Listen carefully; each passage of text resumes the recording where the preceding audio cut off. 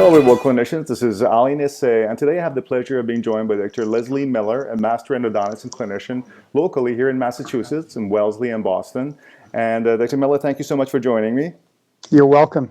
Dr. Miller's case was submitted case was accepted at Case of the Month by EndoLit, and I'd like to spend a couple of minutes, Dr. Miller, just to go over the case and get your, answer a couple of questions and just talk to you about how you manage this case. It's a very interesting case. I'll just start here by putting the post-op radiograph that was sent to you as a 6-month follow-up that was sent by the referring dentist. On the radiograph on the left, it appears that, it's a fairly well done endo or just a typical root canal on the front tooth. This is a tooth number 9, a maxillary central incisor. But then 6 months later, it starts to look a little bit strange. So can you just proceed and let us know what you see there? Yeah, let me start from the beginning. The patient came in with a sinus tract tracing to that tooth, and his chief complaint was the tooth felt a little loose.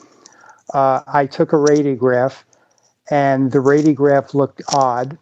The gut aperture was not in its normal location, and in order for me to decide what was going on, I determined that the best way to make an evaluation was to do a scan on the tooth, which I did, and the scan revealed that the post was perforating and the canal had never been treated or entered into. Before we talk about that, I just wanted to quickly talk about the fact that you trace the sinus tract, which is a very important thing. Every time you see a sinus tract, it's important to trace it, correct? Correct. And also that in the x-ray that you took compared to the post-op x-ray and the x-ray from 6 months ago, it appeared that the root canal filling had apparently disappeared, right? Which is a strange thing.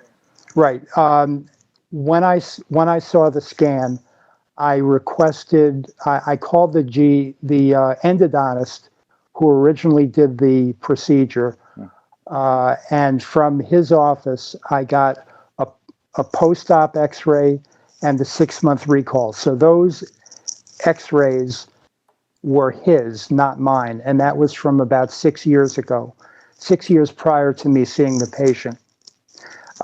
It became obvious that the endodontist perforated the tooth, never found the canal, referred the patient back to the general dentist, who then put a post through the perforation into the bone. It was one of the most bizarre cases I've ever seen. I know, you would think at some point there would be some heme and some blood, and you would notice that it shouldn't be really bleeding that much when you're doing a post. Exactly. And the initial x-ray after the procedure was completed had lined the gut aperture up such that it appeared to be right where it should have been in the canal, but it was actually in the bone. That's amazing. Yeah, they actually ended up filling, instead of the canal, the bony canaliculi, I guess that's what they filled. Correct.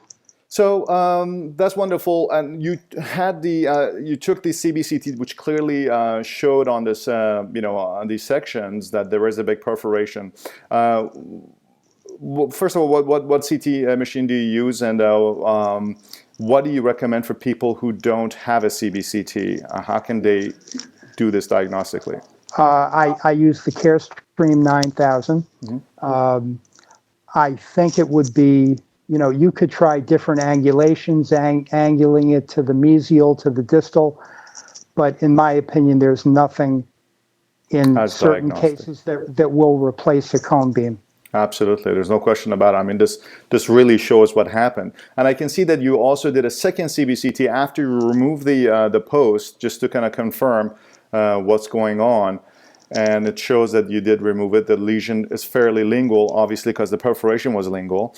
And oftentimes, from what my experience has been, is that when you are kind of having a rubber dam on and accessing teeth that are a little bit calcified, if you're disoriented, you end up either perforating lingually or buccally in these anterior teeth because of their kind of inclination that they have.